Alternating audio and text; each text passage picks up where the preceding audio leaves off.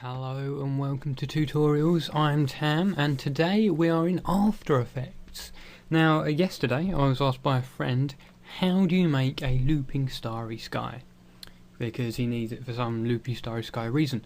And that's what we're going to do today. So first off, I have After Effects open, of course, since that's what we're using. And come up to Composition and click New Composition. And I'm going to name this Starry Sky. That, whatever. And I'm using HD TV 720 25 frames a second. And we're going to make it 10 seconds long. You can have it whatever length you want, but remember, it's going to be looping, so it doesn't really matter, but this length will be halved for the final product. So we're making it 10 seconds now. The final looping product will only be 5 seconds long, because we need that extra space to work in. Okay, that sort of makes sense. Let's click OK and carry on. So here we are. I'm going to shrink that down to 50%, just so we can see the full screen. And first off, if yours looks like that, with all the transparent stuff, you probably want to hit Toggle Transparency Grid, just so it's black, just let you know. Now we're going to come down to our timeline, right click in the timeline and click New Solid, or you can also go Layer, New Solid, whatever. And the name doesn't really matter, I'm just going to call it Stars. Make sure it's concise, yes, which it already is, which is fine, and the colour really doesn't matter at all, because we're going to be getting rid of that colour anyway. So, we've got our stars layer. Now we're going to come up to Effects, Simulation, CC Particle Systems 2 and click on that. Now at the moment this is what we've got.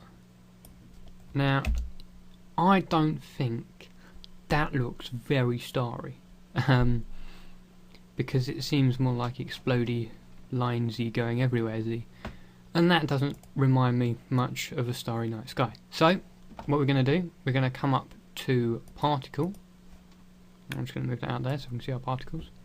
And instead of line, we'll make it star. And loads of stars, yay! And I'm going to reduce the size to 0.05-ish, yep. And birth size and death size both to 0.05. Now, it may look tiny to us at the moment, but remember we are looking at half the size. This is the actual size because it's a big HD comp.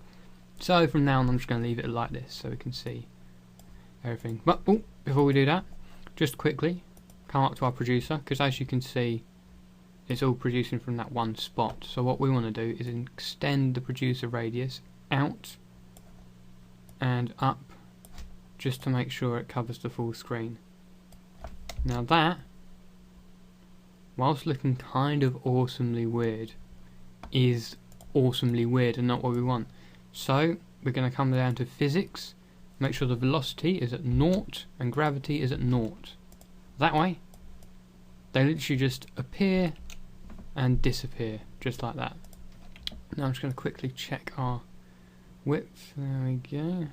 Just the more stars we want in the smaller area, the better.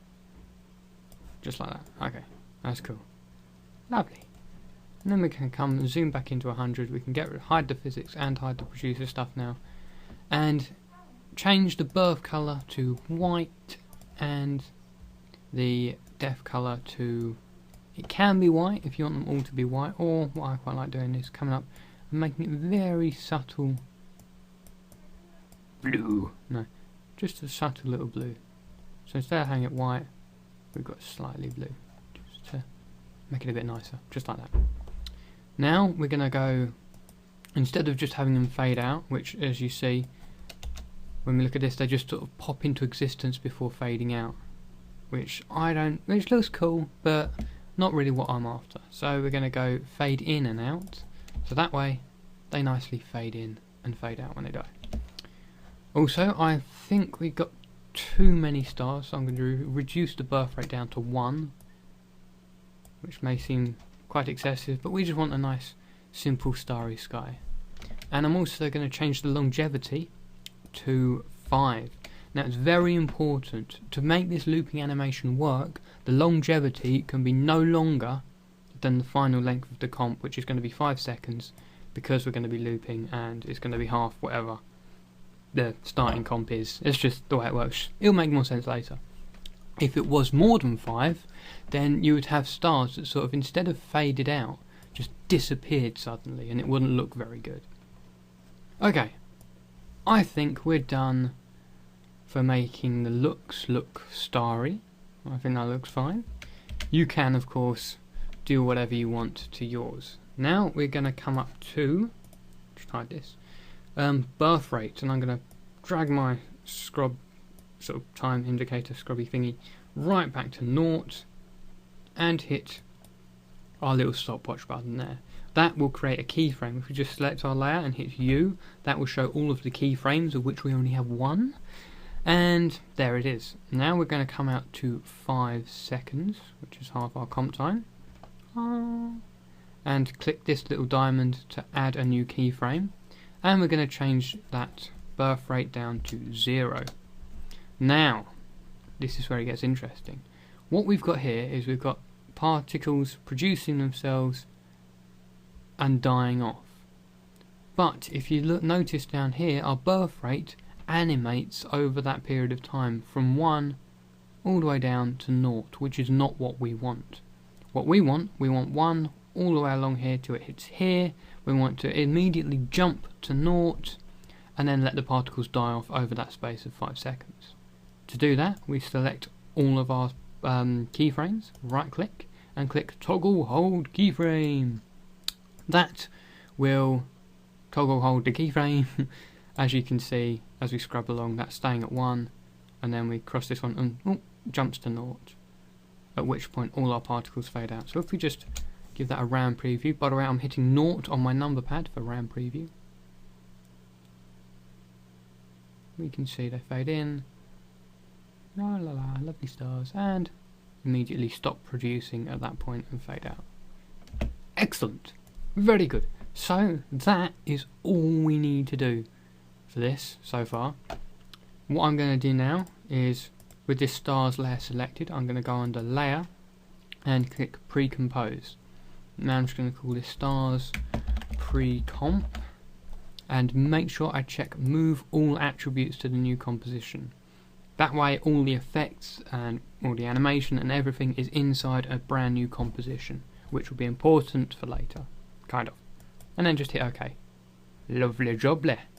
Now, making sure we got our stars pre-comp selected, I'm going to come to 5 seconds here, and with that layer selected, hit the star or asterisk key on your numpad or wherever it is on your keyboard.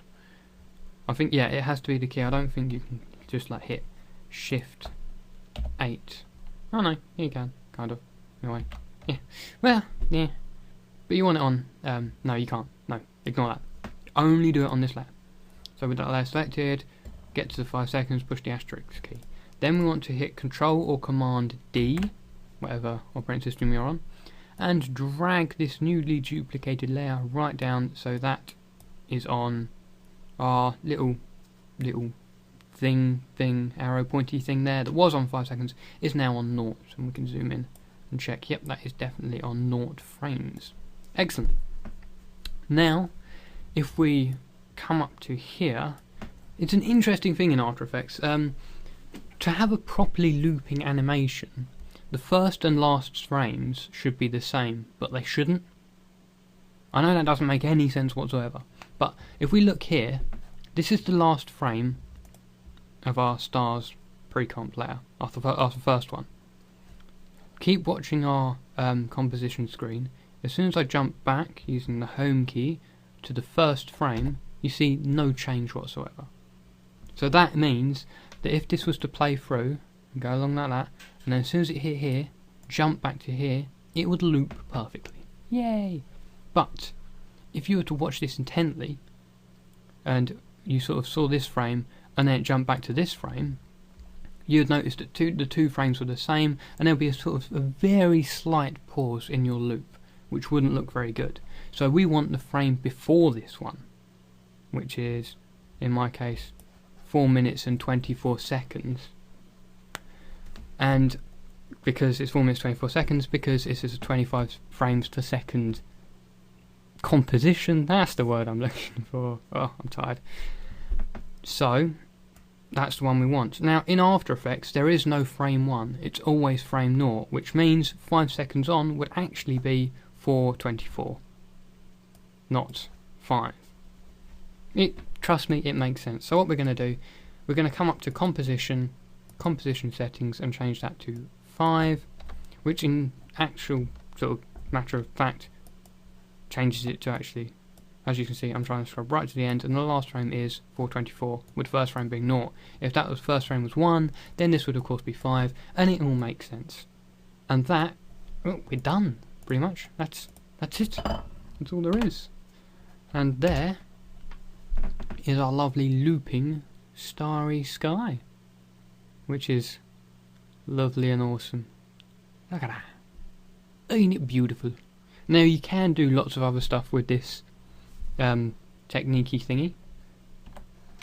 If we just get out of here. Remember we pre-composed it? Well, that was important because when we went composition, comp settings, and then changed the time, if it was still a solid, as we had it originally, then all our animations would have been screwed up and it would have been like, oh my god, they're still not working. And also, it's very useful because if we want to use this animation again, but change out our sort of look of the stars, we can double click on this or come to Project, Stars Precomp, and open that up. Select our stars layer, and then we can change it, provided that never goes higher than 5 seconds. We don't change any of the animation timings. We can just change the look of the particle, maybe make it a, what do we want? Ooh, textured, no. Let's do a cube. Yay! Cube party! Yay! Maybe make the size at birth mahoosive. And then, you know, we can just, there you go. Oh, an endlessly looping, spinny, cubey, bluey, whitey, animation-y thingy. Which, that was quite cool actually. Whoa. Yes, but no, I don't want that. We want stars. Starlight. So, back to 0.05. And instead of cubey, we want starry. Voila. Or maybe make it a line, and then you have lots of, more like a dotty starry sky instead of a starry sky. Which has the exact same result, except it's a heck of a lot more subtle. So you probably want to reduce the number of stars there and increase their size. But that is a looping sort of night sky effect. And that is how you do it. Yes. There you go. Enjoy messing around with that lovely effect. It can be applied to all sorts of other... I don't want to save it, no. Force of habit, my bad. What's happening? No! It's crashed. But you get the idea, yes.